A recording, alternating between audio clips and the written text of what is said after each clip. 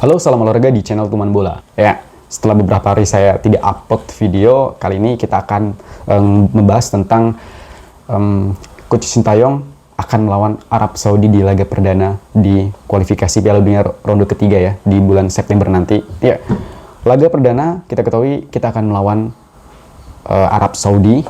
Tentu laga perdana ini pasti akan banyak PR bagi Coach Sintayong. Tentu di laga perdana semua negara ini pasti di awal-awal sudah melakukan rotasi pemain ataupun akan dimiliki formasi baru gitu. Kita tahu kalaupun kita kalah melawan negara Arab Saudi, tentu ranking kita juga terlalu jauh gitu berhadapan dengan Arab Saudi. Tapi kita realistis dan kita juga optimis ya. Kita percayakan saja di laga perdana nanti Coach Sintayong akan mampu meraih hasil positif ya. Apakah itu imbang ataupun kita kalah tidak terlalu jauh besar gitu. Walaupun kalah, kita ketahui bagi pemain timnas Indonesia di lini belakang Jordi Amat, Justin Hapner ini tidak akan main ya di laga perdana. Karena memang beberapa kendala. Yang pertama, Jordi Amat ini akumulasi kartu 2 pertandingan, praktis tidak akan main di ronde pertama di kualifikasi Piala Dunia zona Asia ya. Dan Justin Hapner akumulasi kartu kuning, tidak akan bisa bermain di laga perdana. Tetapi kemungkinan besar di laga kedua melawan Australia di Gelora Bung Tomo, Justin Hapner kemungkinan akan bermain ya, karena akumulasi kartu kuning. Oke, bagaimana kiprah timnas Indonesia di laga perdana? Kemungkinan tim nasional Indonesia yang dilatih oleh Coach Sintayong ini akan memakai formasi 3 back ya, 3-4-3 ataupun 3-5-2. Tentu Coach Sintayong ini sudah mulai nyaman dan sudah mulai percaya dengan formasi 3 back itu sendiri. Oke, yang pasti kemungkinan besar Elkan Bagot ini akan dipanggil karena memang pemain belakang timnas Indonesia Jordi Amat bahkan Justin Hapner ini tidak bisa bermain ya di laga perdana. Kemungkinan besar Elkan Bagot ini akan dipanggil oleh Coach Sintayong. Ya, Coach Sintayong dan juga Elkan Bagot memang beberapa waktu yang lalu sempat dikabarkan tidak bisa dipanggil Elkan Bagot di beberapa pertandingan. Ini menyebabkan Coach Sintayong ini di berbagai media ataupun informasi ini marah besar terhadap Elkan Bagot. Dan di laga melawan Irak dan juga Filipina, Elkan Bagot tidak dipanggil dengan Coach Sintayong. Ya, setelah diulik, setelah diperiksa informasi mengenai Elkan Bagot dan juga STY, PSSI juga mengeluarkan statement bahwasanya Elkan Bagot dan Coach Sintayong tidak ada masalah gitu, karena memang ada beberapa faktor. Tetapi yang jelas untuk Elkan Bagot dan Coach Sintayong ini sudah diselesaikan ya, dan juga Elkan Bagot juga siap gitu jika beberapa yang akan datang dipanggil oleh timnas Indonesia gitu. Jadi kemungkinan besar Elkan Bagot ini akan dipanggil oleh Coach Sintayong. Tetapi walaupun bagaimanapun Coach Sintayong, kita harus percaya bagi Coach Sintayong untuk memanggil semua pemain-pemain yang akan dilakukan ya di awal laga perdana. Oke, kita akan mengulik bagaimana Coach Sintayong ini akan berhadapan di laga perdana melawan Arab Saudi ya. Tentu 3 back ini akan menjadi komposisi utama ya. Oke, di sini ada 3 back. Ternyata di sini 3-4-3 yang saya prediksi. Tentu di sini ada Elkan Bagot, Rizky Ridho, Jay Itzes, Calvin, Nathan, Tom Hai, dan Sandy Walsh. Ini hanya prediksi. Untuk formasi kemungkinan ini 3-4-3. Nah, untuk kiper ini saya tidak tahu nih. Jika Martin Paes ini selesai selesai di FIFA ataupun sudah peralihan federasi, kemungkinan besar Martin Paes ini akan langsung dimainkan ya di awal di babak pertama. Tetapi kalau Martin Paes ini masih terkendala mengenai statusnya di FIFA ataupun belum peralihan federasi, kemungkinan Rando tetap akan menjadi kiper utama ya pada laga melawan Arab Saudi. Oke. Di sini ada Elkan Bagot, Rizky Ridho, dan Jay Itzes. Saya pilih Jay Itzes. Kenapa? Karena memang refleksinya juga bagus dan juga ketenangannya juga sangat bagus. Rizky Ridho pemain sangat muda, sangat tenang dan juga sangat-sangat dipercaya oleh Coach Sintayong. Kemungkinan Rizky Ridho ini menjadi salah satu ujung tombak bek pertahanan timnas Indonesia ya.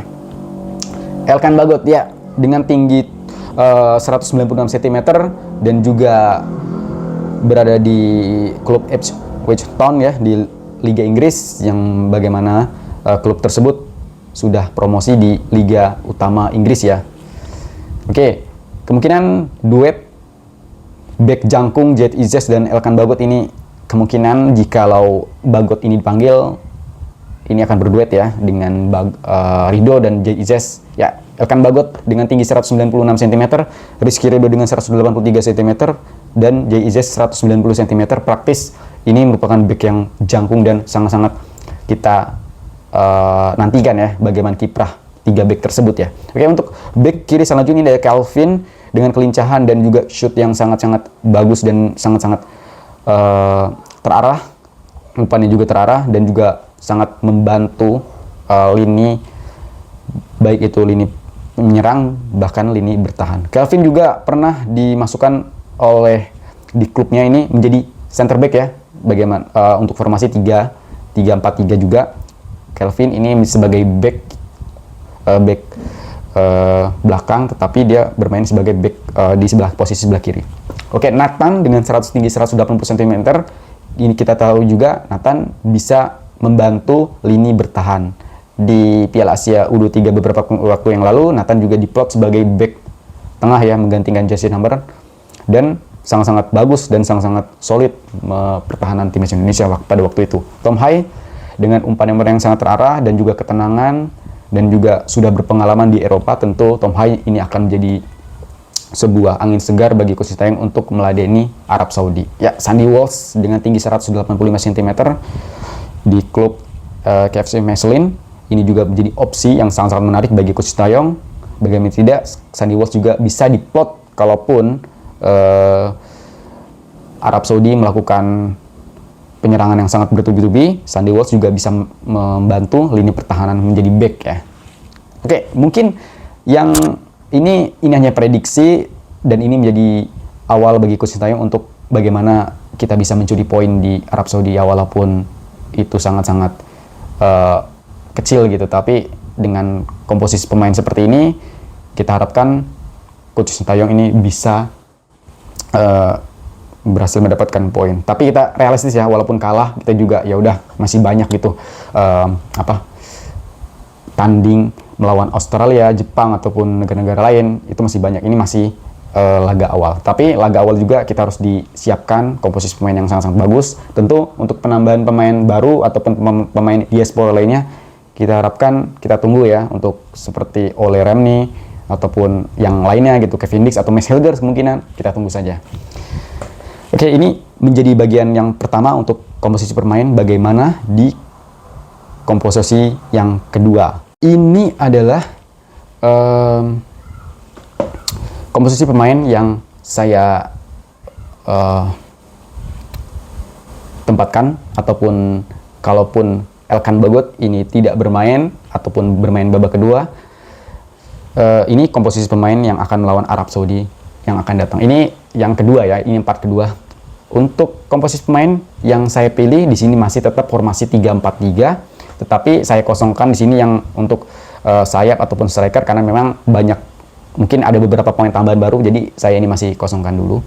Untuk yang 3 back ini tentu Rizky Ridho, jikalau Elkan Bagot ini tidak akan main, jadi Rizky Ridho akan diplot sebagai pengganti Jason Hapner ataupun Elkan Bagot di posisi back sebelah kiri ya, dan Jay Izzez di posisi sebelah back tengah, di posisi tengah. Untuk back di back belakang di posisi kanan, tentu Sandy Walsh akan diplot sebagai back juga, karena memang Sandy Walsh ini pernah dicoba di beberapa Piala Asia waktu yang lalu melawan Vietnam kalau tidak salah. Sandy Walsh ini diplot sebagai back ya. Oke, untuk selanjutnya ini back kanan Asnawi. Tentu kemungkinan besar jikalau Asnawi main, Coach Sintayong ini akan memplot sebagai captain ya. Untuk Tom Hai tetap saya akan plot sebagai di sini, dan juga Nathan tentu ya, atau Calvin Verdong tentu. Nathan juga jikalau Nathan bisa berganti posisi, tentu Nathan juga bisa membantu lini bertahan ya. Jadi Nathan nanti akan membantu lini pertahanan, kemungkinan di sini Nathan. Nah, tentu akan menjadi menjadi 4 back nanti ya. 4-4-3 mungkin nanti.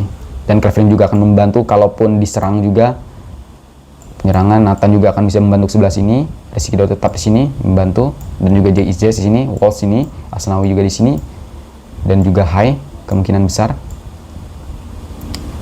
Tentu yang paling saya nantikan ini adalah karir Nathan, karena memang Nathan ini tipikal yang bisa bermain sebagai back kiri, bahkan back tengah.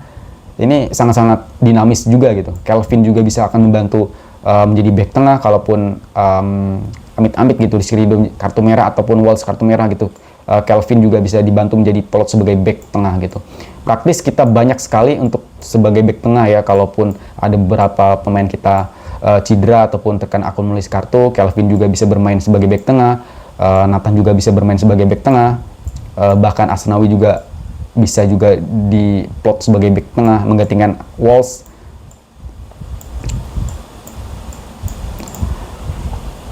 Untuk kiper kita nantikan ya, apakah Paes ataupun Hernando ini bisa bermain, ataupun jikalau Paes tidak bisa bermain, kemungkinan besar Hernando akan menjadi kiper utama ya.